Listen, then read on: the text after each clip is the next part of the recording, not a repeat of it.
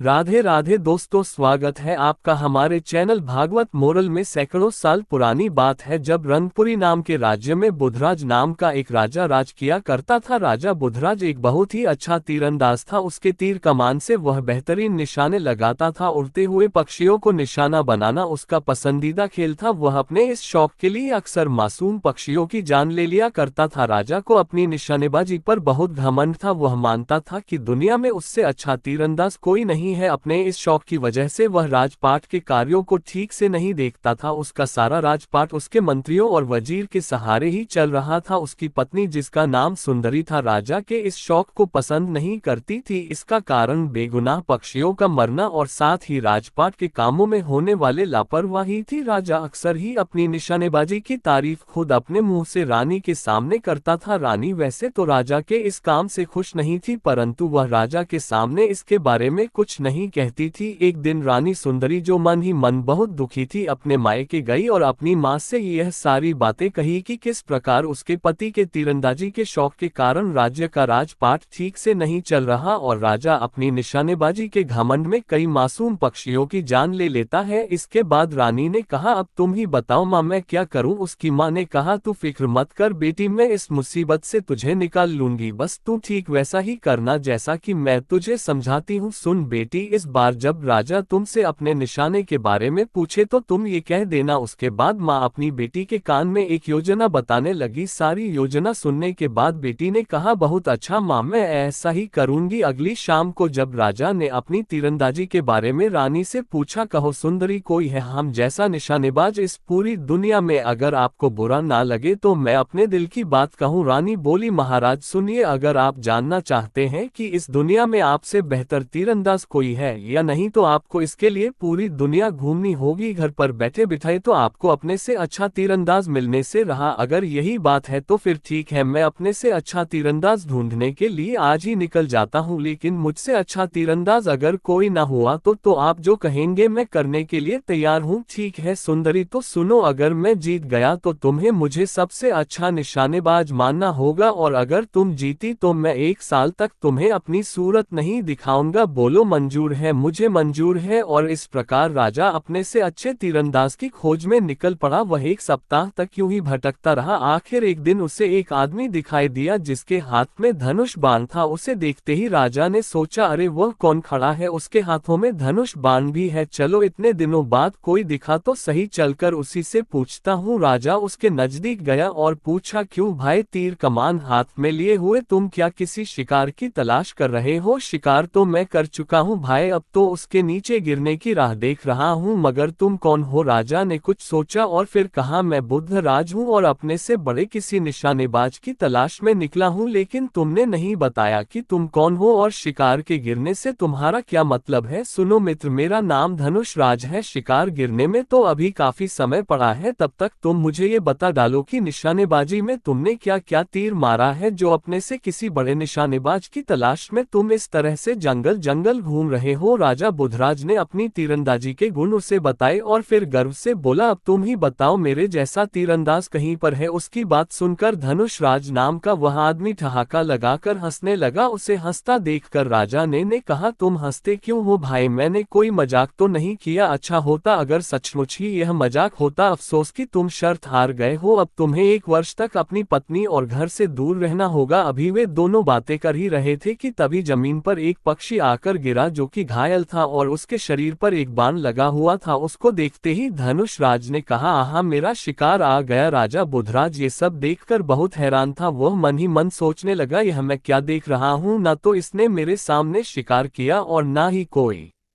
तीर चलाया, फिर तीर से घायल ये पक्षी यहाँ पर कैसे आकर गिर पड़ा? राजा ने हैरान होते हुए कहा, ये सब क्या करिश्मा है भाई, मेरी तो कुछ भी समझ में नहीं आ रहा। धनुष राज बोला, मेरा नाम धनुष राज यूं ही नहीं है, जानते हो, इस पक्षी को मैंने 300 फुट की ऊंचाई पर यहाँ से 1000 मील दूर से तीर मारा था। मुझे इसके गिरने के स्थान का पूरा पूरा अनुमान था जो कि बिल्कुल सही निकला। अगर तुम्हें मेरी बात का यकीन ना हो तो पक्षी पर लगे हुए तीर से मेरे तरकश में रखे हुए तीर को मिलाकर देख लो। राजा ने पक्षी पर लगा हुआ तीर निकाला और फिर धनुष राज के तरकश का एक तीर लिया और दोनों को मिलाकर देखा। राजा सोचने लगा, दोनों तीर एक से ही है, इसका मतलब कि मैं शर्त हार गया और शर्त के मुताबिक अब मुझे 1 वर्ष तक अपनी पत्नी को अपना मुंह नहीं दिखाना है। फिर क्यों ना मैं धनुष राज के साथ ही रहूं, इसके साथ रहकर मैं धनुर्विद्या में और भी माहिर हो जाऊंगा। इसके बाद राजा ने धनुष राज से कहा, भाई मैं मान गया तुम्हें, तुम सचमुच में मुझसे 1000 गुना अच्छे तीरंदाज हो। मैं चाहता हूं कि तुम मुझे अपना शिष्य बना लो और इस प्रकार मैं 1 वर्ष तक तुम्हारे साथ ही रहूं। धनुष राज ने कहा, मुझे भी तुम जैसे किसी व्यक्ति की तलाश थी, शिष्य तो नहीं बल्कि मैं तुम्हें अपना मित्र बनाकर अपने साथ रख सकता हूं। राजा बोला, मुझे मंजूर है, तो फिर चलो, मैं तो दुनिया देखने के लिए निकला ही था, अब तुम्हारा साथ पाकर समय आसानी से गुजर जाएगा। इस प्रकार दोनों आगे बढ़ने लगे। नदी नाले और शहर घूमते घूमते वे एक पर्वतीय इलाके में जा पहुंचे। वहां पर उन्होंने देखा कि एक पहाड़ पर खड़ा हुआ आदमी जो जोर से ठाके लगाकर हंस रहा था। राजा ने कहा, अरे ये पर्वत पर खड़ा आदमी कौन है और इस प्रकार से वह क्यों हंस रहा है? अवश्य ही वहां पर कोई तमाशा हो रहा होगा, चलो हम भी चलकर देखते हैं। परंतु जब वे दोनों उस आदमी के पास पहुंचे तो वहां पर कोई तमाशा नहीं हो रहा था। राजा ने पूछा, सुनो मित्र, तुम इस प्रकार से हंस क्यों रहे हो? धनुष राज बोला, अरे मुझे तो यह कोई पागल लगता है। वह आदमी बोला, क्या कहा पागल? मैं तुम्हें पागल नजर आता हूँ? राजा ने कहा, क्षमा करना मित्र, हमें गलत फहमी हो गई थी। दरअसल बात यह है कि हम तुम्हें बिना कारण के हंसता देखकर सोच में पड़ गए थे। उस आदमी ने कहा, ओ मगर मैं बिना कारण के कभी नहीं हंसता, जानना चाहते हो कि मैं क्यों हंस रहा था? तो सुनो, मेरा नाम गिदराज है और मैं 400 हज मील दूर तक देख सकता हूँ। यहाँ से हज मील दूर एक बाजीगर तमाशा दिखा रहा था, बस उसी तमाशे को देखकर मैं लौटपोट हुआ जा रहा था, लेकिन तुम दोनों ने सारा मजा किरकिरा कर दिया। राजा ने कहा, ओ इस बात के लिए हमें माफ कर देना, लेकिन ये बताओ कि तुम्हारा इस दुनिया में कौन कौन है? गिदराज ने कहा, कोई नहीं, मैं बिल्कुल अकेला ही हूँ। धनुष राज और राजा ने अपनी अपनी योग्यताएं गिदराज को बताई, जिसे सुनकर वह अत्यंत प्रसन्न हुआ। वह बोला, तुम्हारे जैसे दोस्त पाकर मैं धन्य हो गया, तो फिर चलो हम तीनों एक साथ इस दुनिया की सैर करेंगे। उसके बाद वे तीनों अपने अपने घोड़ों पर सवार होकर आगे बढ़ चले। तीनों मित्र देश विदेश की यात्रा करते हुए आगे बढ़ते जा रहे थे। एक दिन वे एक भयानक जंगल में पहुंचे, जहां पर राजा की दृष्टि एक आदमी पर पड़ी। उसे देखकर राजा सोचने लगा, इस भयानक जंगल में यह अकेला आदमी यहाँ पर क्या कर रहा है? राजा बुधराज उसके नजदीक गया और पूछा, क्यों मित्र, इस भयानक जंगल में तुम क्या कर रहे हो? वह आदमी बोला, लकड़ी काटते काटते अच्छी लकड़ियों की खोज में मैं अपने घर से 400,000 मील दूर निकल आया हूँ। यहाँ काफी सूखी लकड़ियाँ मिल जाएंगी मुझे। राजा की हैरानी की सीमा ना रही। वह कहने लगा, क्या सिर्फ लकड़ियाँ काटने के लिए 400 हज मील दूर निकल आए? हाँ, मगर यह सच है कि मेरा घर उत्तर दिशा में यहाँ से 40,000 मील दूर है। राजा को उसकी बात पर शक हुआ। वह बोला, तुम अवश्य ही हमसे मजाक कर रहे हो, भला ऐसा भी कभी हुआ है? और फिर तुम्हारे पास तो कोई घोड़ा वगैरह भी दिखाई नहीं पड़ता। वह आदमी बोला, मुझे घोड़े की क्या जरूरत है, मैं तो घोड़े से भी 100 गुना तेजी के साथ दौड़ सकता हूँ। 1000 मील में 1 ही मिनट में तय कर लेता हूँ। मेरा नाम धूतराज है। राजा ने कहा, तुम कितना सच बोल रहे हो, यह अभी पता चल जाएगा। दोस्त गिदराज, जरा देखकर तो बताओ कि धूतराज सच बोल रहा है या नहीं? गिदराज ने कहा, अभी देखता हूँ। उत्तर दिशा की ओर 40,000 मील दूर एक नीम का पेड़ है। उस पेड़ की छाया में सिर्फ एक ही मकान बना हुआ है, बस वही मकान धूतराज का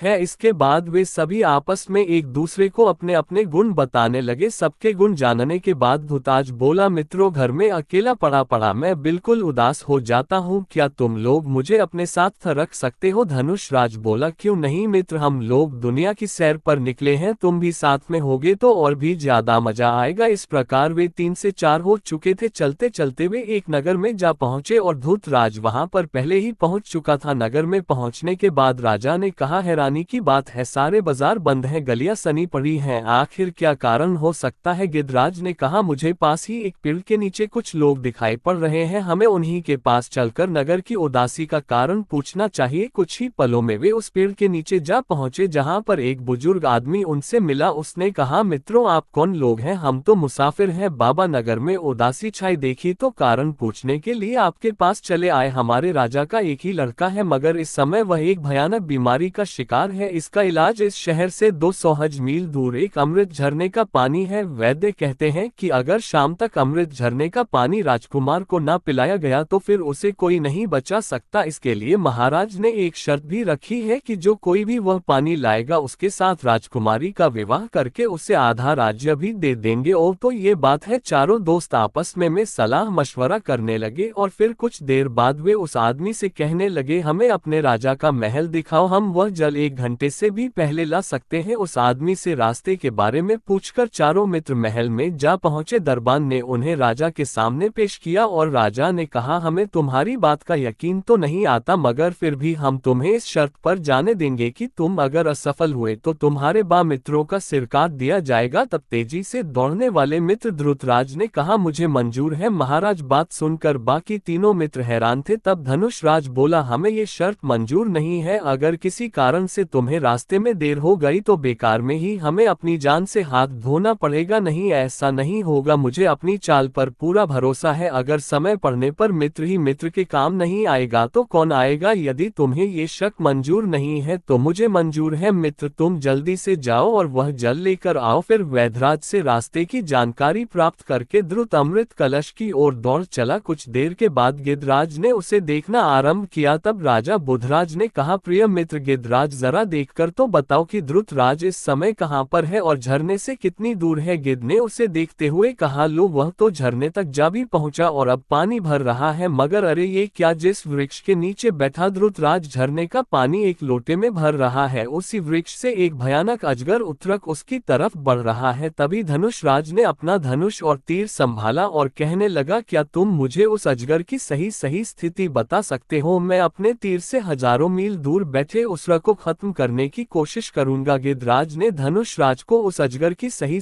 स्थिति बताई और फिर धनुष राज ने बाण छोड़ दिया। गिद्धराज ने कहा, तीर एकदम निशाने पर लगा है और लो अजगर की पकड़ भी ढीली होती जा रही है, बस अब कुछ ही क्षणों में वह पहुंचने वाला है। कुछ देर बाद धृतराज तेज गति से भागता हुआ महल में आ पहुंचा। उसके हाथों में एक कलश था जिसमें उस झरने का जल भरा हुआ। वैद्य जी ने राजकुमार को अमृत झरने का जल पिलाया। जल पीने के बाद राजकुमार ने कहा, मैं बिल्कुल ठीक हो गया पिताजी, वाह आज मैं बहुत ही खुश हूँ। अब तुम में से किसी एक के साथ मेरी बेटी का विवाह होगा, मगर यह फैसला ही को मिलजुल कर करना होगा कि मेरी बेटी का हाथ तुम में से कौन थामे। तब राजा बुद्धराज ने कहा, राजकुमारी से विवाह करने का असली हकदार तो धृतराज ही है। महाराज वही अपनी जान पर खेलकर हजारों मील दूर से अमृत जल लाया है। धनुष राज और गिद्धराज ने तो केवल उसकी मदद की है। तभी धनुष राज बोल पड़ा, ये झूठ है महाराज, ये सारी योजना तुम मेरी थी। योजना? कैसी योजना? सभी हैरानी से धनुष राज की तरफ देखने लगे। मैं सच कहता हूँ महाराज, अगर मैं ये योजना न बनाता तो हम कभी भी इस राज्य में ना पहुँचते और ना ही हमें आपके महल में चल रहे षड्यंत्र का पता चलता। सुनिए महाराज, हम तीनों में से